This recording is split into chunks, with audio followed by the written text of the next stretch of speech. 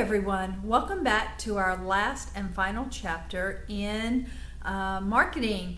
Today we're going to be looking at chapter 11, evaluating your marketing efforts. You've gone through all this trouble to create an effective marketing plan. Now it's time for us to figure out how to evaluate how we did. Really, bottom line, we want to know how we did. Did our sales increase? Did our customer participation, our customers coming into our establishment, did that increase? Whatever your goal was for creating the market plan and for targeting specific groups was to get you to this point, to be able to evaluate, see the numbers, and in turn, hopefully, you've increased your sales through whatever plan you took and actions that you took. So, evaluating the marketing effort. The evaluation of the plan and the operation should begin as soon as the deadline date for the marketing plan or activity has passed. You don't need to wait a week, you don't need to wait a month, you need to go ahead and do your evaluation so you can make any adjustments that you need to make at this point in time. And that is at the conclusion of whatever time frame that you have for that marketing plan. Now, I do want you to make sure you have your books open because we are going to go into a little bit of some formulas and math within this with the menu mix and things of that nature. So follow along with me in your book. It's going to be kind of important. I'm also going to be using the board behind me to kind of write out some things so that you can look at. So make sure you have pen, paper, book in front of you, and let's get going. Again, you know, there's always internal and external factors. Managers consider a variety of issues when assessing whether their marketing related goals are achieved.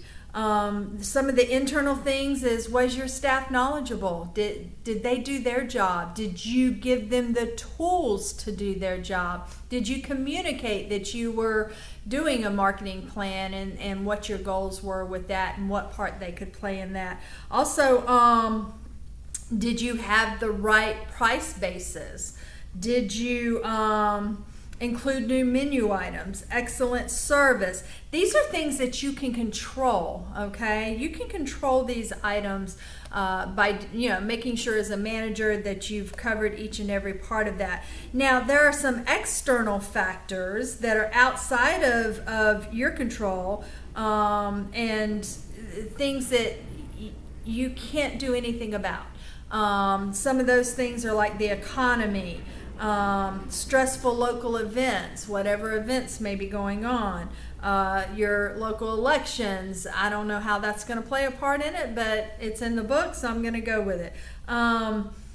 National situations. I can't help but think right now you're on distant learning and we're doing online learning because of the COVID-19. So it is affecting the restaurants everywhere, and that's something that we can't control. So that is an external factor. Anyway, you can read the rest of those. And again, if you look there on page 263, there's Exhibit 11.1. I want you to look at some more of those internal, external factors. Now, there may be many reasons why an operation did not meet its sales goals. It could be that service had never tried the menu items. Let's think about that. You need to let your service try your new menu items. How can they promote something they've never tasted? Okay, they can't give an opinion if it's good or not, or what's in it, or what they like or dislike if they haven't tried it. If the menu items aren't prepared, held, and plated and served at a desired quality level, they're not explained clearly. Could you imagine having a special of the day and they come to you and say, we have a special, but they don't explain it very well, or they don't know what it is? Again, communication is key, and having all these little bits and pieces play a part in your effective marketing, and then in turn play a part in your evaluation. Length of the promotion wasn't understood by staff. Again, going back to knowledgeable staff. Your staff needs to be knowledgeable. They need to be knowledgeable. They need to be informed about what is going on within your establishment. Managers did not correctly estimate how difficult the promoted items were to be prepared or how long they took. They really didn't do proper research. They probably didn't prepare it and take notes, and they just said, oh, we're going to run a special. All right. So there's a lot of factors in evaluating your marketing efforts. Managers break their assessment into several categories. Obviously, personal selling, advertising, publicity, public relations, and promotions, external and internal. Okay, so let's look a little bit at personal selling. If you'll remember from chapter 9, personal selling can be one of, now hear me, one of a manager's most effective marketing tool, right up there with the menu. All right, menu and personal selling are at the top of the most effective marketing tools. So you need to keep that in mind, and you also need to keep in mind, what are you selling? You're not going to sell a special event when there's a weak economy or a weak marketing. It's like right now, again, there's no way I'm going to sell a special event through my establishment amidst a stay-at-home order. You can't do that, and you would be crazy to even try to do that. Now let's look at the advertising. In chapter 8, effective managers set measurable objectives for their advertising programs, okay? And they use practical tools to do that. Now, some of the things that I want you to look at, if you look there in the middle of page 267, therefore managers assessing advertising efforts should take the following steps to determine whether their advertising program is positively affecting the operation's financial goals. Did you increase your sales by 5% in a 6-month time frame? Did more people visit your establishment within the 30-day time frame you set? You're getting what I'm saying here? So you need to be able to measure that and to know if it was effective.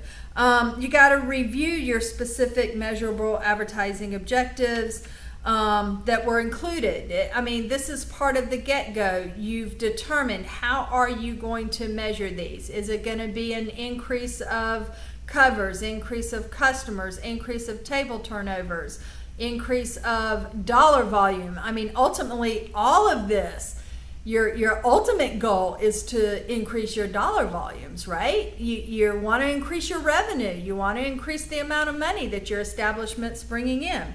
You want to apply appropriate measurement tools such as the following. You can track numbers of items sold, changes in numbers of items sold, changes in reservations made, increase in revenue, like I just said, total revenue, new customers. I just said all that.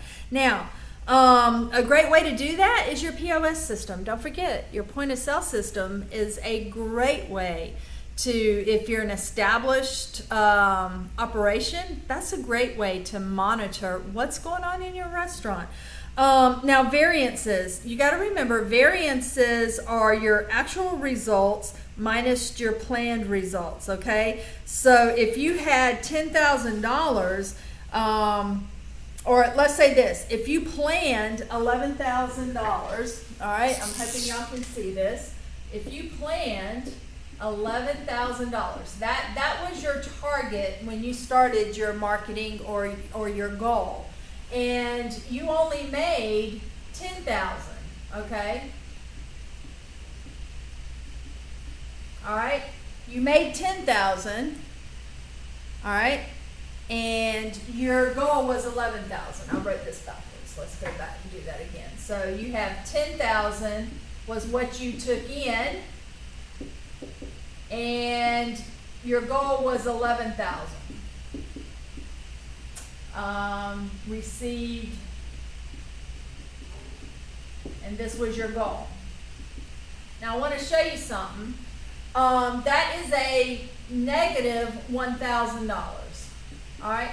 Now in the industry, a lot of managers will either use this minus sign to note that that is a negative 1,000, or you may see it written with parentheses around it. So don't get confused with that. When you see a parentheses around a number, that means it's a negative number. Okay, a lot of accounting professionals, they'll do it this way, or the number would be in red or something like that. So you need to keep that in mind. Now, if it was the other way around, obviously it would just be a positive number. All right, so a negative result usually is done with a minus sign or with the parentheses around it. So just letting you know that. Now, a variance. A variance is the difference between your actual result and your goal. Okay, so that would be your variance. So I'm not going to go into all that. I feel like y'all can look at that in the book. So let's talk a little bit about publicity again. Publicity is free, but you can't control it. So recall in chapter 9 that unlike advertising, publicity is free, but a manager cannot control its content, okay? As a result, publicity can be good or bad, right? Again, I'm gonna throw this out there. Let's think of a food critic. It's free. If he writes something amazing about your establishment, your service, your food, whatever, that's positive impact. That is free publicity. People are gonna flock to your restaurant because they want that. On the flip side of that, if he writes something bad, it could hurt you. So remember that. To access effectiveness of publicity-related efforts, managers can do a few things. They can count the number of publicity-generated events sponsored by the operation. They can participate. The next one is count the number of publicity-generating events the operation participated in during the period covered by the marketing plan. And again, you can read down those on page 269. Public relations, again, the publicity is free. It helps you build name recognition, enhances your trustworthiness, and it lowers the advertising cost because you're not paying for it. All right, so promotions. Sales promotion are short-term activities. Remember that. They are short-term. Promotions are not meant to go on for a year. They're meant to go on for like this week or by the end of the month or something like that. Okay, they're short-term and they are designed to encourage the purchase of specific products. All right, so keep that in mind. The other thing is upon completion of any promotion, managers can evaluate its effectiveness. Okay, it can evaluate. Again, you have to have measurable ways of evaluating your promotion or whatever you're doing to whatever activity or whatever marketing plan you're putting into place to boost your overall sales or revenue. Okay, so if you look there, on the top of page 271, upon completion of any promotion, managers can evaluate its effectiveness using several measures, and they list some of those. Okay, the sales of the item. Did the item sales increase? Amount sold after the promotion. Did the promotion end and you sold more after? The number of new customers. Again, this becomes repetitive. You're creating an effective marketing plan for a specific purpose, and that purpose can be to either drive your numbers up, sell products more, which all, if you think about it, it's one encompassing. It's to increase your dollars, your sales, your revenue. That is the goal of any effective marketing plan. So you need to remember that.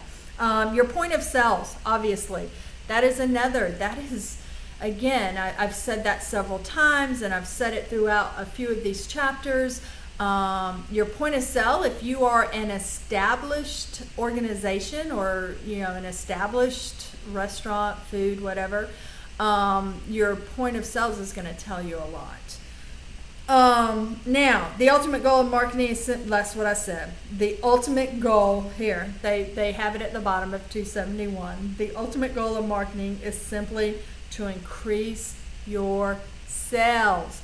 I've said this before, I'm going to say it again. You are not in business to not make money. So you have to get creative sometimes to increase your sales. Serve more guests, serve more to each guest. Serve more guests and serve more to each guest. Make more profit from each guest and so forth.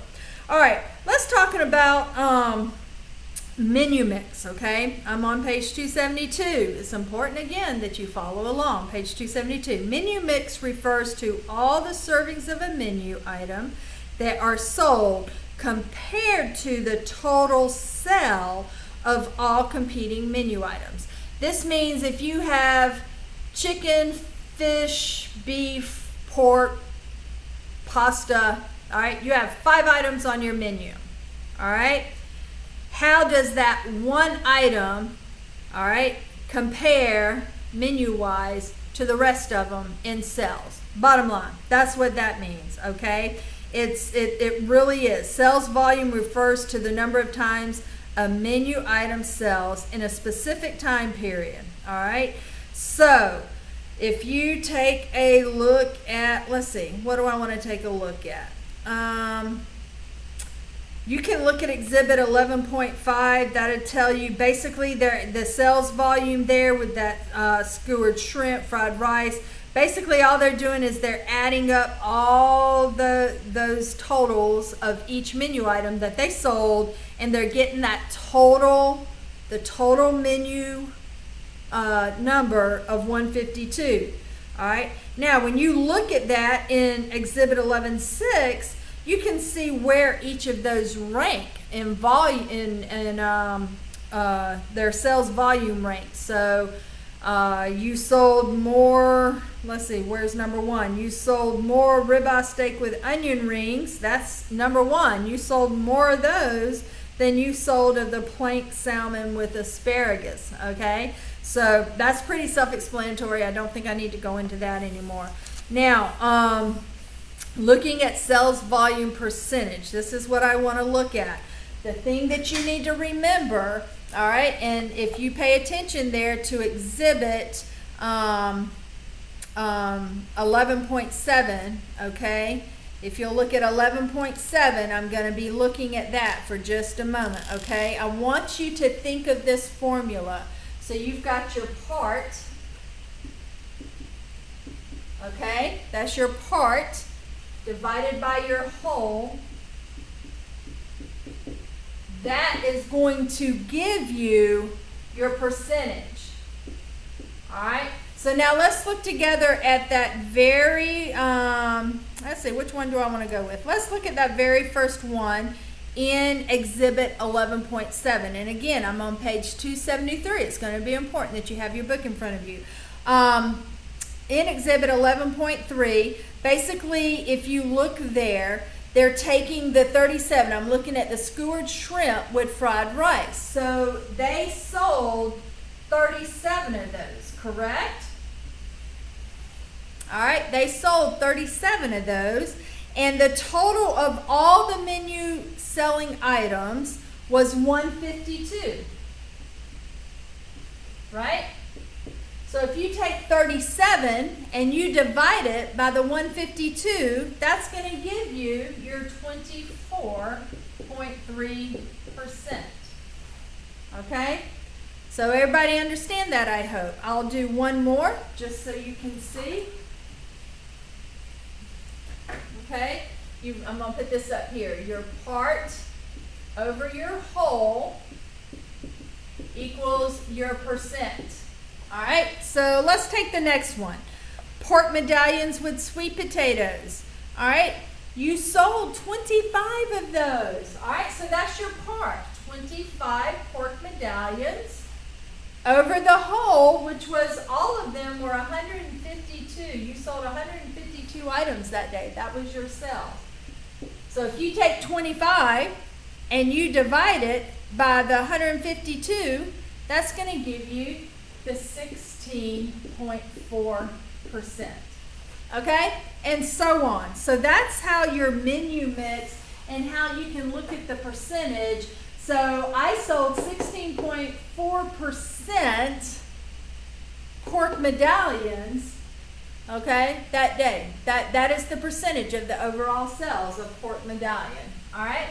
So anyway, if you got any more questions about that, please remember you can reach out to me at any point, and we will look at that. All right? Now, some of your managers prefer to examine the sales dollars. You got to remember that was the menu mix I just showed you, so that kind of lets you know where menu items rank percentage-wise in comparison to the rest of your menu items.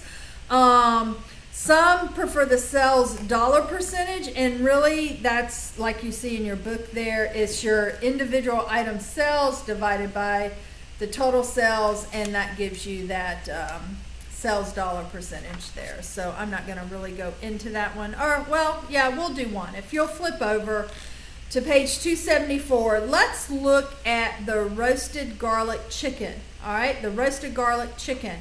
So it had sales volume. They sold 358 of those, right? 358.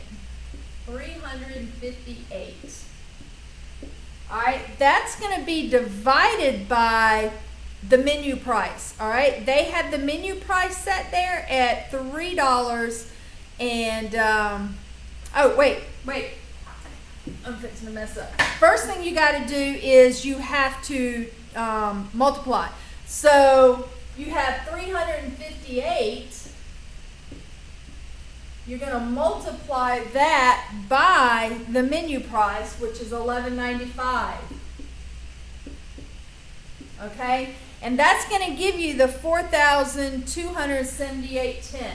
$4,278.10. So that's the dollars. Okay, so you sold 358 of them at $11.95. That gives you the $4,278.10. Okay, now you're going to take the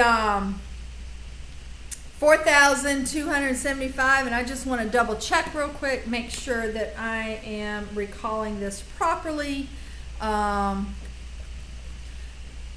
And I feel like I am, but I just don't want to guide y'all wrong. We've got 4,278.10 divided by the total sales. Now you would have to go all the way down and get your total item sales, 19,227.65, and that is correct. Okay, so when you're looking at that exhibit right there, the menu mix evaluation sales dollar percentage, they've got several items in a row there. They've got the roasted garlic, they've got the loin of pork, they've got the sirloin, they've got the crab, and they've got another 12-ounce sirloin. So you literally have to take that sales volume, that's how many they sold on each of those menu items, multiply it by the price of the menu, and that's going to give you your item sales, what your total item, what the sales were from that total item. Now you're going to have to add all of those up for a complete total, okay? And then again, you're going to do the same formula we just did with the menu mix. You're going to take that individual sales, which that's what I did here with the roasted garlic chicken, and you're going to divide that by, and I'll put it up here, you're going to take that, the 4,000, I probably shouldn't do that, I just told y'all don't do that, that means negative number. So we'll just redo this. So you're going to take the 4,278.10 and you're going to divide it by the total item sales that you've figured out, which I've done calculated all that for you guys. So it's 19,000 22765, $227.65, and that's going to give you that 22.25%. That's a wicked 5 there, right? So can y'all see that? Yep, that's a wicked 5. Let's see if I can write that a little better for you. That's going to equal 22.25%. All right, so that's doing it on sales. Now, so we've done menu mix based on the menu. We've done menu mix, or not menu mix. We've done it based on sales. Now let's just look at check average. That's pretty simple. An example I have doing it on check average. So check average there is the total revenue divided by the number of guests served. Boom. So let's say your total revenue was $2,173.15. All right, that's your total revenue. That's how much money you made on whatever on that. It can be on that day, it can be on that menu item, whatever. That's your total revenue. And you served 152 guests. All right, that's going to give you your check average of $14.30. So that number there is the average amount that each of your guests spent on their check. Okay, so that's a little bit of math, trying to get you ready to help you evaluate some of these goals you set into place. All right, now contribution margin, bottom line, we've covered that in recent chapter. Actually, I think that was chapter 6. That's your item selling price minus what it costs you for that food. That gives you contribution margin, okay? They got an exhibit for that. They're on page 276. That is exhibit 11.9. So you can look at that, all right? We're not going to go over that again. Now, assessing your product quality. Obviously, you can assess the quality of your products through customer feedback, direct comments, customer surveys, and the one thing I want to remind you, when you're looking at surveys, okay, it's kind of like looking at reviews online. You got to, if this is your establishment, you got to take your emotions out of that, okay? You really need to not get your feelings hurt. I can remember when I first started baking, and I would share samples, and honestly, I welcomed the honest feedback, and here's why. If they're saying, oh, this is good, and they're going out and they're chattering to all their friends and family and stuff, and they're like, oh, it was really awful, that's not helping you none. You can't change or fix something that you're unaware of. So always take constructive criticism to the heart, because it can help you be a better chef, a better baker, a better business person, a better whatever. Now, cold hard, just ugliness, I don't have a use for. However, constructive criticism, I value that. I would rather somebody tell me what they think honestly so that I can fix it than not say anything at all, talk behind my back, and talk bad about what I'm doing. So anyway, there's my take on that. You take your emotions out of it. Social media sites is another way that you can assess your product quality. We're social these days, guys. You know that. Everything's online. Everything's social. If somebody don't like something, man, pop, it's on Facebook. All right? So keep that in mind. Now, another thing is product quality controls. You need to do quality checks. All right? Check each plate as it comes from the kitchen on its way to the customer. And you know what? I think it's a good idea to look at what's coming back too, because if they order it and a lot of people aren't eating it, that could tell you something. So I'm a big fan of not only what goes out, what comes in. Randomly taste test. That'll let you know if it's being done per your standardized recipe, or has your cook in the back decided to start cooking his way, you know, or his or her. I shouldn't be discriminating. It's his or her. So do random taste testing. Make sure that the product is superior, not subpar. All right. Use secret shoppers. We have those at Eckers. People come in and we don't even know who they are. They come in and next thing you know, you're getting a report about what they thought about either your service, the cleanliness of the bathroom, the food, the everything. So use secret shoppers. Preparation process controls. You can observe preparations in action. Make sure you're going into your kitchen. You're observing how things are done or how the mise en place is done, all that kind of stuff.